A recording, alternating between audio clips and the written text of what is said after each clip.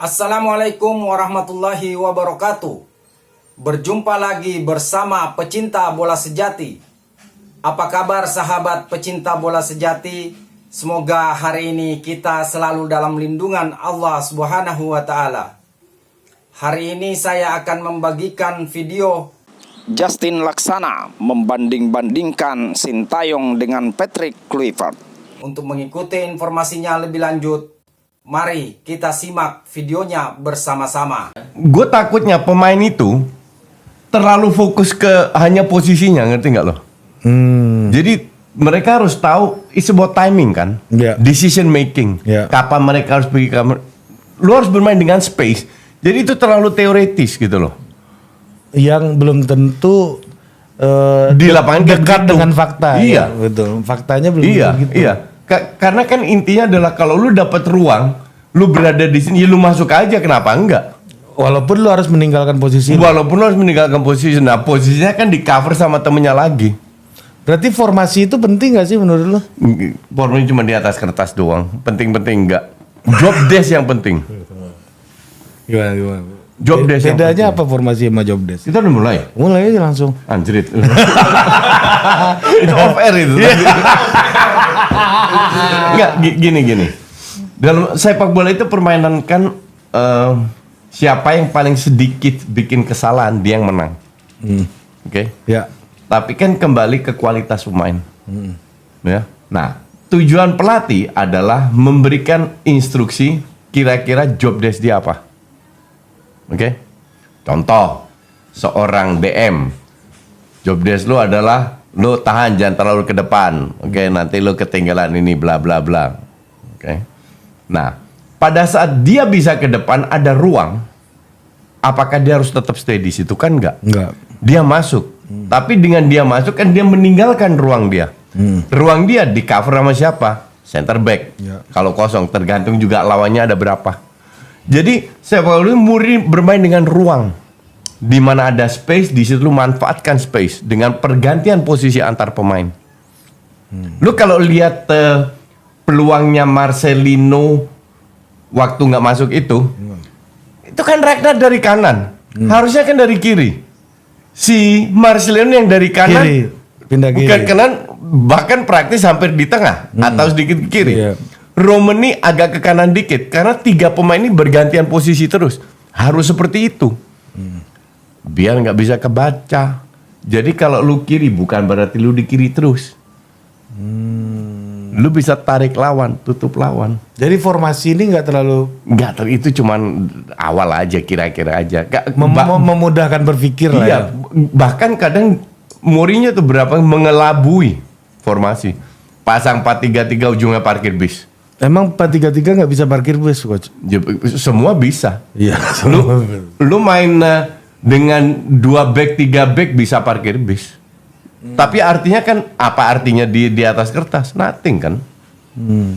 Kemarin main 3-4-3 nggak menurut lawan Bahrain? Kemarin build up-nya kalau lu nonton tim besar lah, Liverpool, Arsenal, Barca dan lain-lain. Mereka kan 4 di atas kertas. Ujungnya build up-nya berapa? 3 juga kan? Yang wingback-nya salah satu either ke tengah, either ke atas. Nah, jadi apa artinya? Semua sekarang build up juga pakai 3. Dan beradaptasi dalam situasi kan.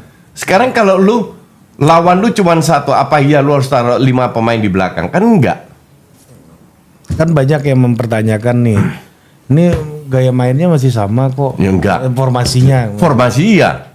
Jadi gue melihat gini, lu deh sebagai pelatih, waktu lu cuma 2 hari, habis itu lu dapat 5 hari, lu mau rombak total nggak?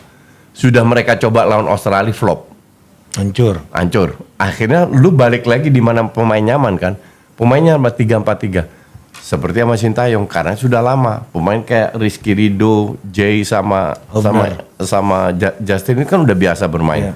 Ya udah kalau kalian nyaman begini kita main 3 back. Oke.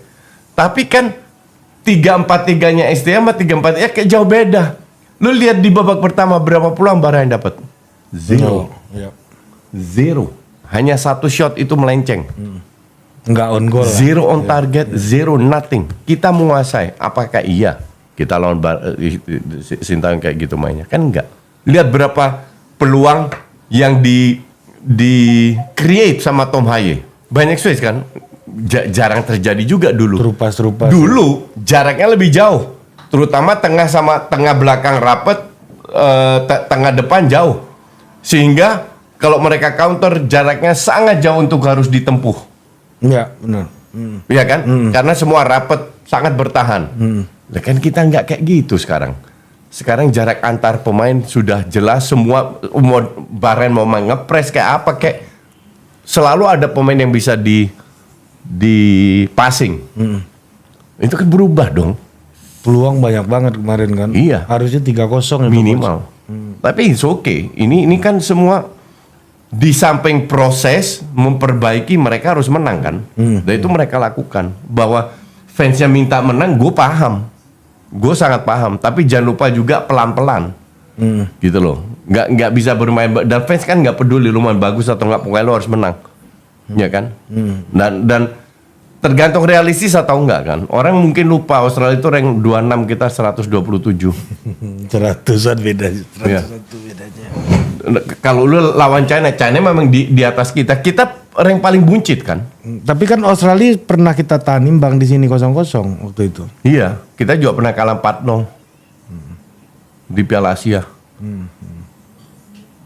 Jadi menunjukkan bahwa sepak bola itu bukan matematika. Bahwa lu lagi main bagus, bukan berarti lu main. Emang Bagus terus. Australia bagus nggak juga? Australia 5 peluang 5 gol loh. Efektivitas tinggi. Efektif. Ya. Kan beda dengan bagus atau enggak. Enggak bagus juga gue bilang Australia. Iya. Tapi jauh lebih efektif. Nah, kalau lihat dari segi permainan kemarin, coach, kan 3-4-3 tuh Ya. kemarin, ya kan? Ya tapi Ya 3-4-2-1 lah. ya 3-4-2-1, 3-4-3 ya. Marcelino sama Ragnar turun. Ya. Nah, lu ngelihat apa namanya? Ini karena faktor kebiasaan saja seperti yang lu bilang tadi, atau memang ketersediaan materinya cuma itu juga? Iya, juga itu. Ketersediaan materi situ, kita kan kalah di lini tengah lawan Australia, dirubah. Yang gue lihat yang satu hal penting, ada dua kritikan yang gue berikan di video gue. Satu pilihan pemain, satu pergantian strategi. Dua-dua dilakukan. Jadi dengan turunnya Ragnar sama Marcelino, mereka bukan winger. Ya. Turunnya ke bawah, lu ada blok 4 orang di tengah. Ya. Lebih bisa menguasai bola dan itu berhasil sama 2 wing Calvin Dix. Ya kan? Jadi ada 6 orang di tengah dan kita menguasai bola di babak pertama. Ya, praktis lah. Di momen-momen penting. Kalau momen-momen nggak di atas kertas Bahrain lebih unggul. Tapi kan unggul di zona nyaman, mereka passing-passing doang di belakang. Dan ujung-ujungnya karena nggak bisa tembus tengah, terutama pas Tom Haye diganti, long ball semua mereka mainkan, nggak dapet juga. Emang berapa peluang sih dapat Bahrain? Sekali yang sama mungkin 2 kali, Ya. nggak lebih dari itu. Jadi kita layak menang.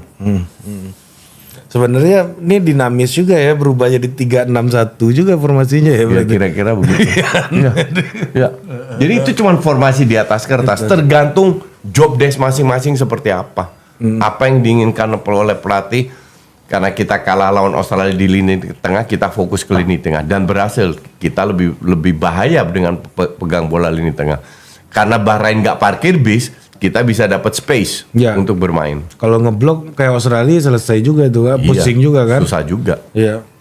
Nah, karena